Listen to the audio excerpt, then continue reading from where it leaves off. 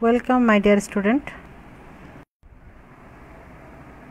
This is Khuzestan Orin Liza, lecturer English, Anandamohan College. This class is for honors first year students, and our subject is English. And today's topic is poetry. Our today's poetry is Elegy written in country churchyard by Thomas Gray. We have started in our previous class this elegy, and this is the second class for this elegy. We have finished 1 to 16 lines in our first class, and today we will do from 17 line to 32 line for this elegy. Our lesson outcome: learners will be able to say about the poet, explain the word meaning of the poetry. I wish they can explain the historical background of the poetry and write the summary of the next 4 stanzas of the poetry.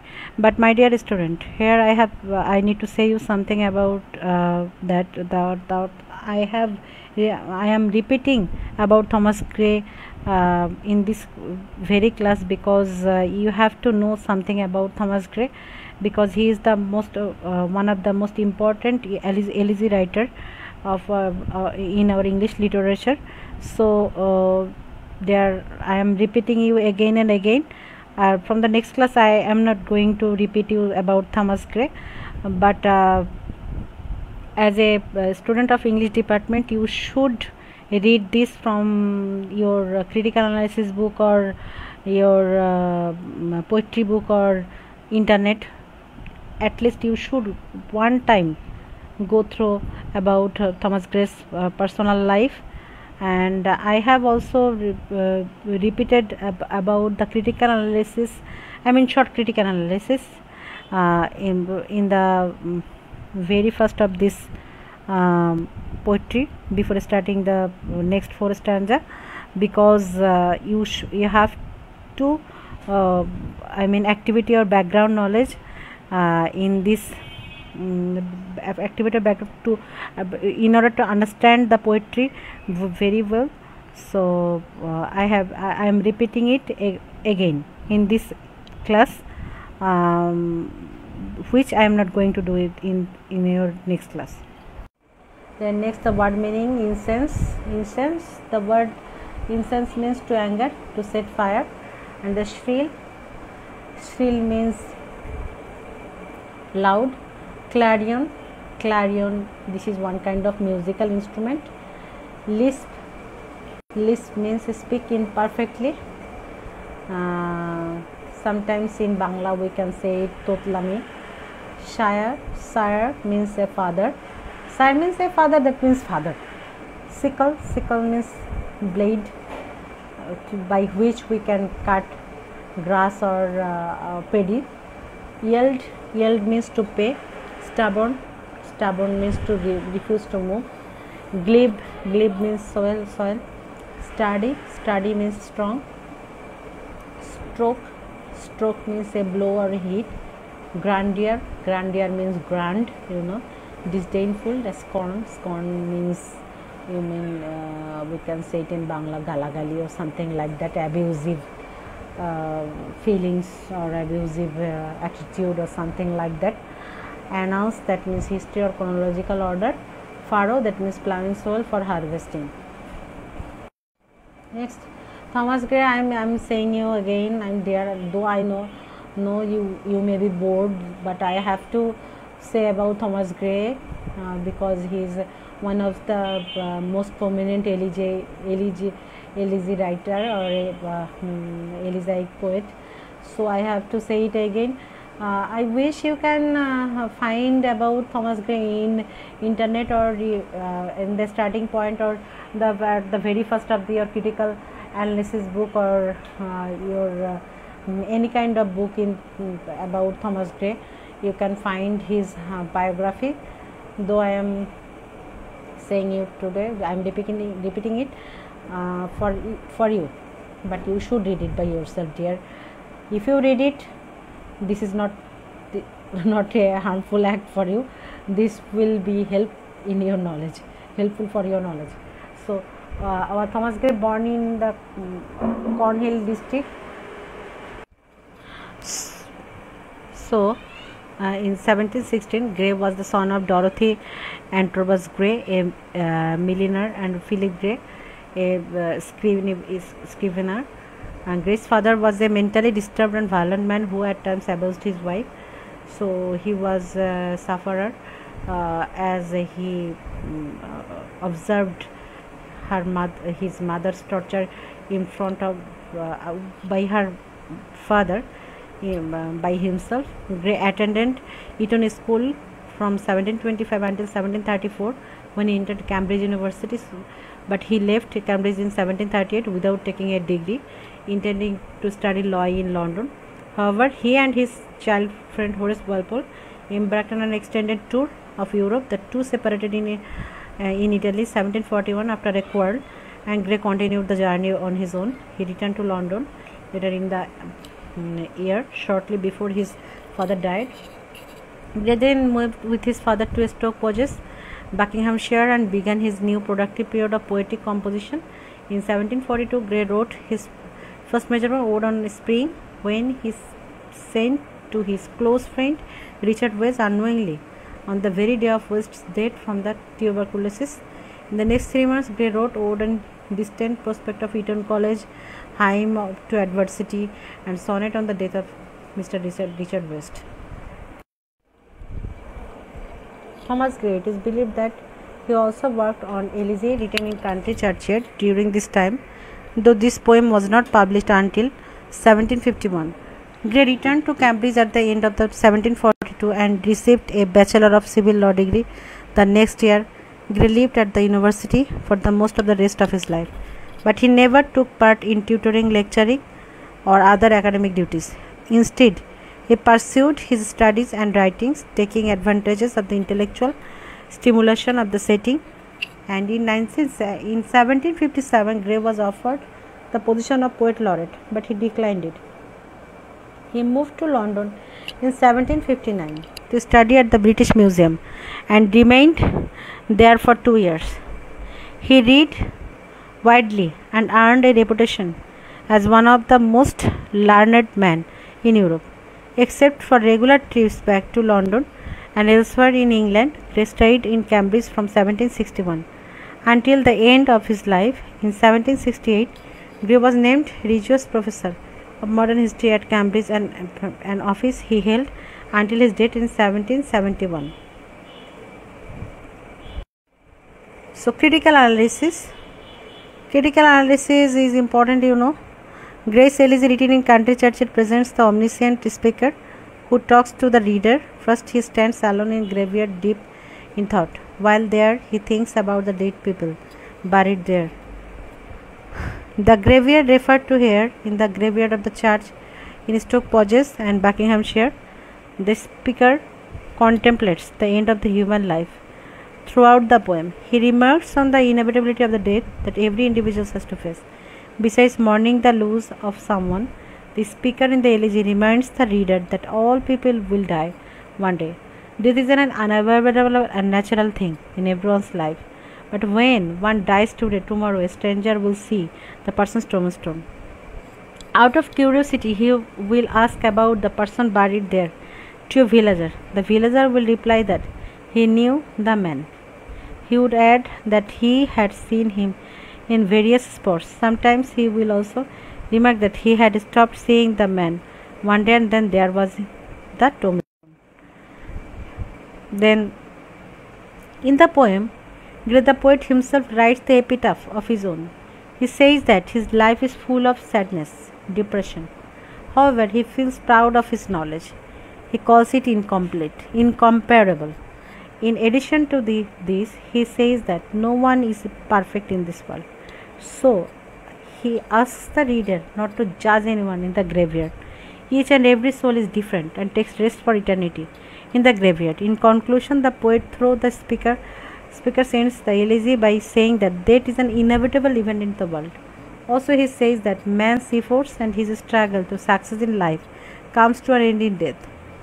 This death conquers man regardless of success or failure in his endeavors during his life. So, through this critical analysis, I am repeating this critical analysis again for that reason that In order to understand the every lines of this poetry, you have to know the critical analysis at first. If you know the background of this poetry, then you can understand every line of this poetry. So in order to understand the poetry, in order to understand the every word of this poetry, you have to activate your background knowledge through this critical analysis. So I am repeating you both about Thomas Gray and the critical analysis. Then Elegy written in country churchyard. The next, this is from the 17th line. You know, the breezy call of incense breathing morn, the swallow twittering from the straw-built shade, the cock's shrill clarion or the echoing horn, no more shall rouse them from their lowly bed. So next, for them no more the blazing heart shall burn, or busy housewife ply her evening care. No children run to lift their sire's return, or climb his knees the envied kiss to share. So when a man will die, then nothing and nobody will be there for him. He will be in the graveyard with his tombstone, and nothing will happen in this earth for him. So next, oft did the harvest of their sickle yield, their furrow oft the stubborn glebe has broke. How jocund did they drove their team afield, how bowed the woods beneath their sturdy stroke. Let not ambition mock their useful toil, their homely joys and destiny obscure, nor grandeur here with a disdainful smile the short and simple annals for the poor. So though you may be poor or rich, you have to die, and you have to leave everything in this earth. You have to go to that grave. So for the lines 17 to 20, in the forefathers are sleeping. However, the speaker reminds us that they will never again rise from their beds, to bed, that means graveyard, to hear the pleasurable sounds of the country life that the living do. The term lowly beds describes not only the unpretentious graves in which the forefathers are buried, but the humble conditions that they endured when they are alive. And the speaker then moves on to consider some of the other pleasures the dead will no longer enjoy: the happiness of home, wife and children, because they are dead, they are in the graveyard. So there is nobody to enjoy the life again, or the worldly joys of this earth. Then the poem summary of line 25 to 28, the dead will no longer be able to enjoy pleasurable work of ploughing the fields each day. The stanza points to the way in which Elegy written in a country church contains elements of both Augustan and romantic poetry.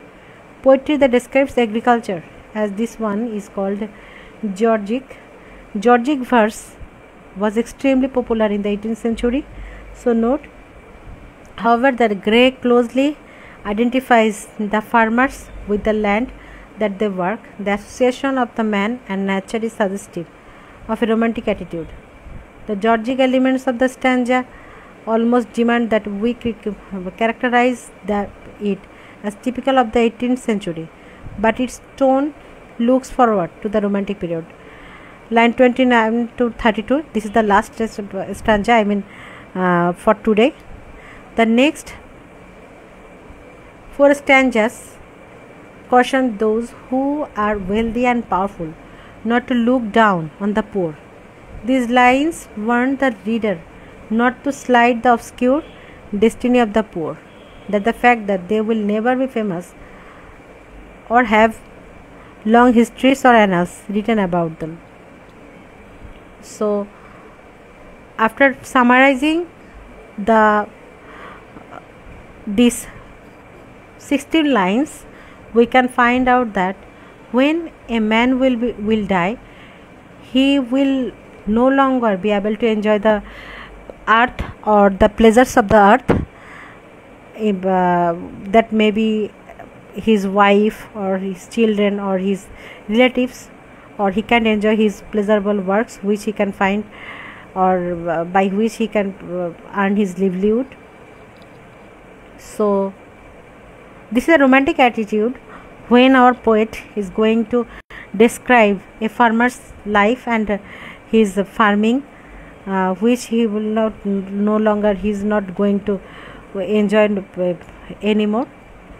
This is a romantic attitude towards the poetry, and also we can find it, this is Georgic attitude towards the poetry, because they will all of us, our poet thinks that we will miss that pleasures of this earth.